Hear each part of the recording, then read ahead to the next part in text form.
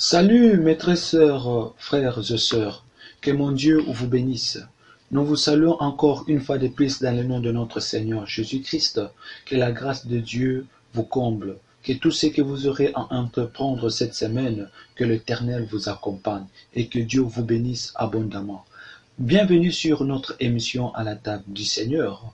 Ici, nous partageons la parole de Dieu et on se nourrit de la parole de Dieu. Vous savez que le Seigneur Jésus-Christ de Nazareth a racheté notre esprit et il a régénéré notre âme et il nous a donné la force aussi d'offrir notre corps. Voilà pourquoi il est très important à chaque instant qu'on puisse partager la parole de Dieu. Lorsque nous partageons la parole de Dieu, c'est aussi la manière de régénérer notre âme, notre homme intérieur.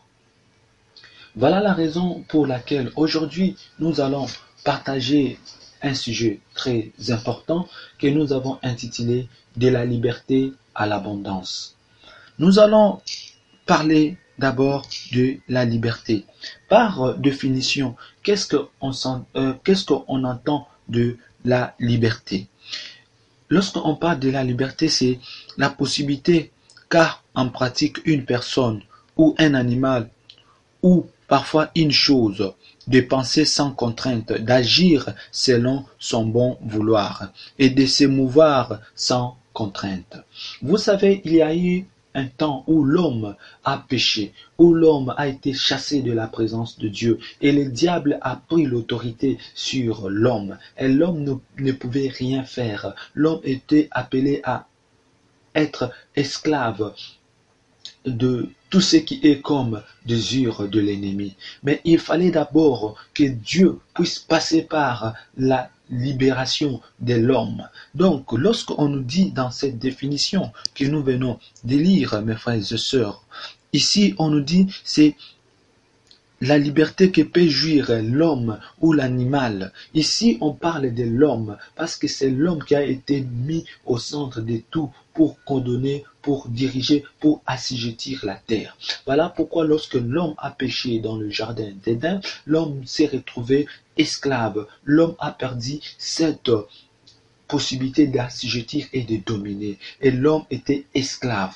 Mais pour revenir dans sa liberté, pour jouir de sa liberté, il fallait qu'un libérateur puisse venir. Voilà pourquoi le Seigneur Jésus-Christ est venu pour rendre la liberté, pour nous donner la liberté. Donc la liberté, elle est là pour nous faire jouir, nous faire exprimer. L'homme ne pouvait plus encore s'exprimer devant Dieu. L'homme ne pouvait plus encore causer avec Dieu. L'homme était emprisonné dans le ténèbre. L'homme s'est retrouvé dans le ténèbre. Donc c'était sous forme de captivité, sous forme de l'absence. L'homme était absent dans la présence de Dieu à cause du péché. Mais la liberté, lorsqu'on parle de la liberté, c'est la possibilité de penser sans contrainte, c'est la possibilité d'agir selon son bon vouloir, c'est la possibilité c'est de se mouvoir sans contrainte. Mais cela n'était plus encore possible à cause du péché. Lorsqu'on parle aussi de l'abondance, qu'est-ce que nous pouvons retenir de l'abondance? Bien-aimés dans le Seigneur, essayons de comprendre ce qui est l'abondance. L'abondance, c'est la condition de vie où les ressources disponibles dépassent le besoin. Vous devez comprendre cette définition de l'abondance. Ici, on nous dit l'abondance, c'est la condition de vie. La condition de vie où les ressources disponibles dépassent le besoin. Où les ressources disponibles dépassent le besoin. C'est lui qui nous a amené l'abondance, qui nous a amené l'abondance dont ces ressources doivent dépasser donc nos besoins. C'est le Seigneur Jésus-Christ. Notre abondance que nous avons possédée auprès de notre Dieu, c'est le Seigneur Jésus-Christ. C'est lui qui nous amène dans l'abondance qui dépasse nos besoins. Aucune situation, aucun besoin sur cette terre ne peut dépasser la présence de Jésus-Christ en nous. Jésus-Christ est l'abondance extrême. Jésus-Christ est la seule abondance dont on ne peut mesurer ni égalé, parce que Jésus-Christ n'a pas d'ex-aequo. Notre thème, nous avons deux passages que nous allons aborder pour mieux comprendre le thème que nous avons placé devant vous, le thème que nous avons intitulé de la liberté à l'abondance.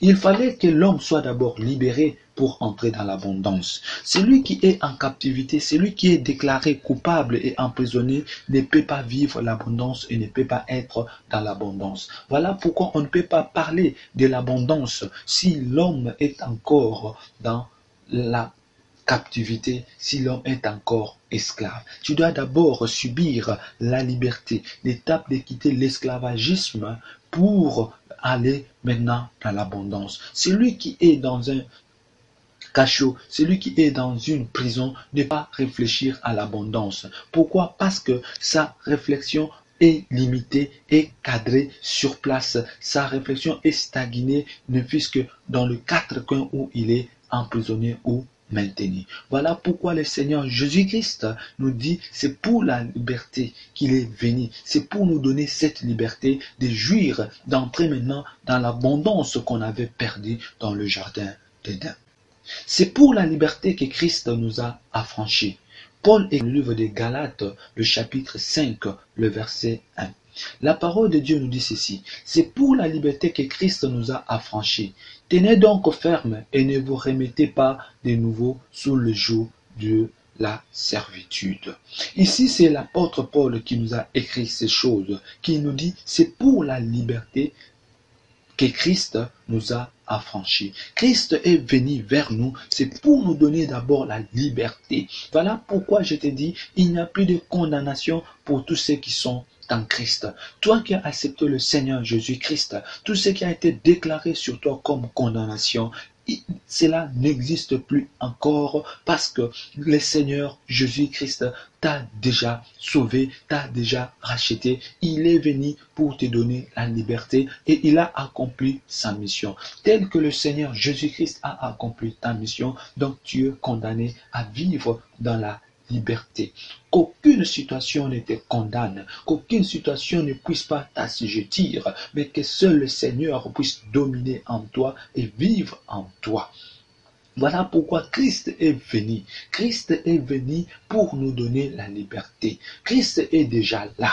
Il nous a déjà donné la liberté. Il suffit que toi, que tu puisses l'accepter, que tu puisses adhérer à sa volonté, que tu puisses accepter de vivre sa volonté, tu seras libre d'entrer dans l'abondance de ce qu'il a réservé pour toi. Voilà pourquoi l'apôtre Paul nous dit, tenez donc ferme, ne vous remettez pas de nouveau sous les jougs de la servitude. Aujourd'hui, si toi-même tu veux te remettre sous les jougs de la servitude, ce n'est que ton affaire. Mais il y a une personne qui a déjà payé ta dette, qui t'a déjà donné la liberté, qui t'a racheté, tu dépends de lui. Aujourd'hui, tu as un bon maître, un maître qui veut prendre soin de toi, un maître qui veut te nourrir, un maître qui veut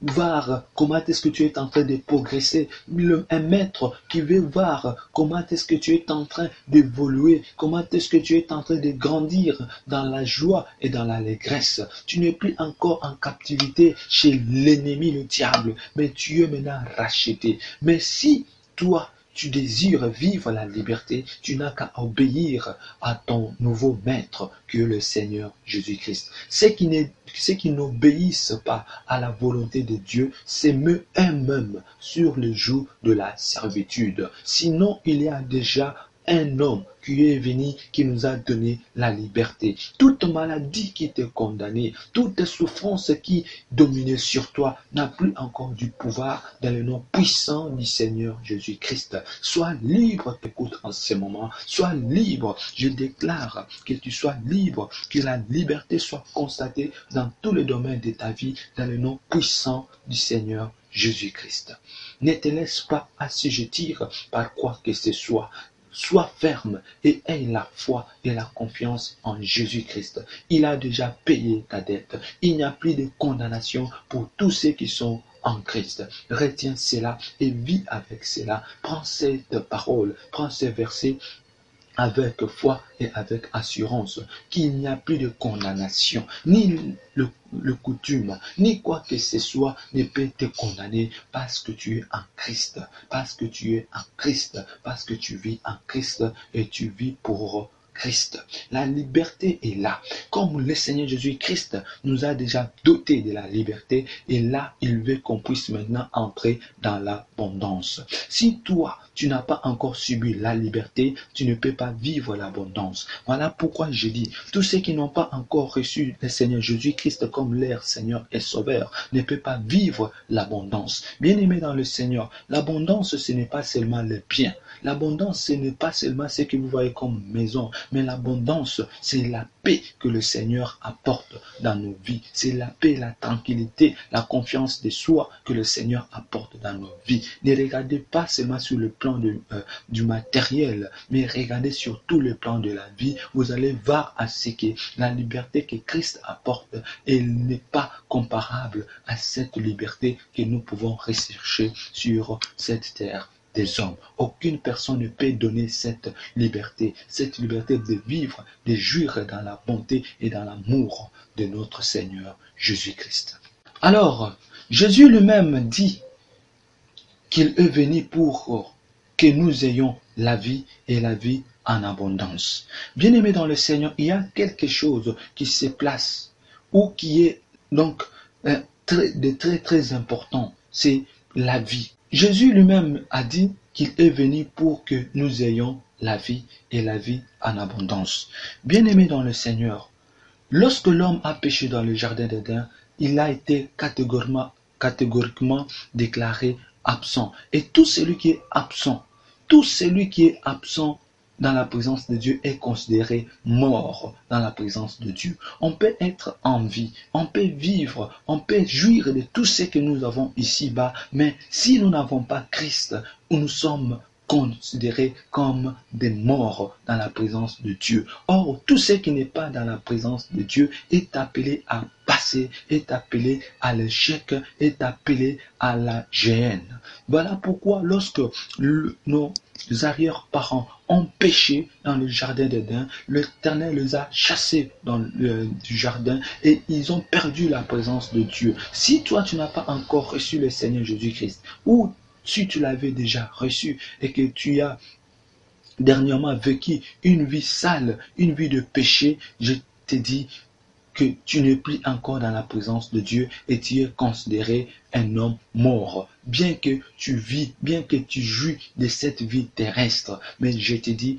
tant que le Seigneur Jésus-Christ n'est pas dans ta vie, tant que tu n'as pas encore soigné ta relation avec Christ, tu es déclaré un homme sans vie dans la présence de Dieu. Voilà pourquoi le Seigneur Jésus-Christ dit, il dit qu'il est venu nous donner la vie pour qu'on puisse avoir la vie. Oui, certainement, on était des hommes morts. Pourquoi? Parce qu'on avait l'absence de la présence de Dieu et nous étions déclarés morts dans la présence de Dieu. Et le Seigneur Jésus-Christ nous a remis dans la présence de Dieu. Le Seigneur Jésus-Christ nous a repris dans le ténèbre où nous étions pour nous ramener dans la présence de Dieu. Et lorsqu'on vient dans la présence de Dieu, c'est là où on va maintenant découvrir l'abondance que notre Père nous a réservée et nous a gardé. Dans les ténèbres où nous sommes, on ne peut pas vivre ou palper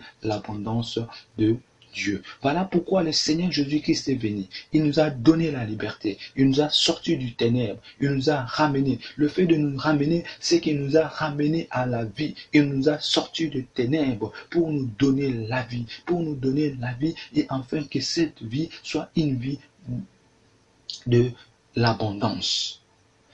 Pouvons-nous imaginer cela lorsque le Seigneur Jésus-Christ dit « Je suis venu donner la vie en abondance ». Nous sommes dans le livre de Jean, le chapitre 10, le verset 10. La parole de Dieu dit ceci: « Le voleur ne vient que pour dérober et pour tuer et pour détruire. Moi, c'est le Seigneur Jésus-Christ qui dit « Je suis venu afin que le brebis ait la vie, l'ait en abondance. Je suis venu afin que le brebis est la vie. Là, tu es déjà brebis. Lorsque le Seigneur t'a sorti du ténèbre, il t'a ramené maintenant vers la vie, tu es déjà brebis. Parce que nous avons dit à ce que la liberté, elle est très importante. La liberté, pour nous, nous amène à la vie et à l'abondance. Nous étions dans le ténèbre considérés des morts et considérés des esclaves. Le Seigneur nous a sortis des ténèbres, il nous a ramenés à la vie et maintenant il nous introduit maintenant dans l'abondance. Et on donne même la mission de l'ennemi pour laquelle il est ici-bas. Sa mission, c'est pour égorger, c'est pour dérober, c'est pour tuer. Sa relation, c'est pour tuer. Comment est-ce qu'il tue? Avant même de tuer, avant de te tuer physiquement, il te tue d'abord spirituellement en t'enlevant la présence de Dieu dans ta vie. Voilà pourquoi l'ennemi vient d'abord pour t'enlever la présence de Dieu dans ta vie et pour te détruire maintenant bien. Parce que l'ennemi ne peut pas te détruire aussi longtemps que tu es dans la présence de Dieu. Voilà pourquoi l'ennemi, le diable, a cherché d'abord à éloigner Adam et Ève de la présence de Dieu, afin qu'il puisse accomplir sa mission. Mais je rends grâce à Dieu, je gracie Dieu, parce que dans sa bonté et dans son amour, il a donné son Fils unique, qui est le Seigneur Jésus-Christ, afin que quiconque croit en lui ne périsse point, mais qu'il ait la vie éternelle. Levez de mon cœur le désir de notre Seigneur Jésus-Christ aujourd'hui, ce n'est pas à ce que tu demeures dans l'état de la mort spirituelle ou dans l'état de la perdition ou de l'esclavagisme, mais que tu puisses maintenant revivre en Jésus-Christ, que tu puisses maintenant posséder la vie, la liberté et l'abondance. Lorsque le Seigneur Jésus-Christ nous dit qu'on puisse avoir ou posséder l'abondance, lorsqu'on parle de l'abondance, la vie abondante, ce n'est pas uniquement survivre. Non. Lorsqu'on dit la vie abondante, uniquement survivre, lorsqu'on dit, on est sur la terre, on a survécu à des situations difficiles, on a survécu à des situations compliquées, mais lorsqu'on arrive à survivre à des situations compliquées, on doit aussi entrer dans la plénitude de la vie. Donc, la vie abondante, ce n'est pas uniquement survivre, mais vivre pleinement. Nous devons vivre pleinement la vie abondante. Donc, il y a certaines personnes, depuis qu'ils sont venus sur cette terre des hommes, ils n'ont jamais pu vivre une vie pleine d'abondance, pleine de joie. Il n'y a jamais eu d'autres personnes. Donc il y a d'autres personnes sur cette terre. Ils n'ont jamais connu la joie. Ils n'ont jamais connu l'allégresse. Voilà pourquoi je te dis, bien-aimé, aujourd'hui, Christ est venu nous donner la joie. Christ est venu nous faire goûter la vie. Voilà pourquoi je t'invite à ce que, toi qui n'as pas encore accepté Christ, ne pense pas que le véhicule que tu as, ne pense pas que la vie terrestre que tu as, c'est ça l'abondance. Non, l'abondance aussi, ce n'est pas seulement de vivre ici-bas, mais c'est de vivre aussi dans l'éternité. Parce que vivre abondamment, ce n'est pas seulement vivre le paix que Dieu nous montre ici, mais c'est vouloir vivre aussi dans l'éternité avec lui. Nous devons vivre pleinement. On ne doit pas survivre. Bien-aimé, ne cherche pas à survivre avec tes propres moyens, mais cherche à vivre pleinement. Et vivre pleinement, c'est lorsqu'on accepte comme Christ, comme notre guide, comme notre Seigneur et Sauveur, afin que Christ lui-même domine notre vie et conduit notre vie à l'excellence, à la perfection de la vie abondante. Bien-aimé dans le Seigneur, je dis, la vie abondante, ce n'est pas uniquement survivre, mais vivre pleinement l'amour de Dieu, vivre pleinement le bienfait de Dieu, vivre pleinement les désirs de Dieu, vivre pleinement le promesse de Dieu. Ne cherche pas à dire, oui, j'ai survécu à la maladie, mais tu dois aussi maintenant vivre pleinement dans la bonne santé. Tu dois maintenant vivre pleinement, jouir de la bonté de Dieu, jouir de l'amour de Dieu, vivre de la vie chrétienne, jouir de la vie chrétienne. C'est ça ce que Dieu nous a donné, la vie abondante, une vie pleine de joie, une vie pleine de grâce. Si tu n'as jamais connu la joie dans ta vie, lorsque tu reçois Christ, cette vie abondante, cette liberté-là te donne la joie, cette liberté-là t'impose la joie. Vous savez, la grâce de Dieu impose une autre façon de vivre. Lorsque Dieu fait grâce à quelqu'un, cette grâce arrive avec une imposition d'une autre vie. Souvenez-vous de cette femme qu'on accusait d'adultère. Le Seigneur Jésus-Christ n'a pas condamné cette dame. Le Seigneur Jésus-Christ a dit, moi aussi je ne te condamne pas, mais va, ne pêche plus encore. Donc la grâce a ramené une nouvelle façon de vivre dans la vie de cette dame. La grâce là a imposé à la dame de ne plus encore pécher, mais de vivre maintenant selon le désir de Dieu. Voilà pourquoi je te dis, la vie abondante que le Seigneur Jésus-Christ nous a donnée, c'est la vie de ne pas seulement survivre avec le miette que nous avons, mais de vivre pleinement la vie que Christ désire nous voir vivre.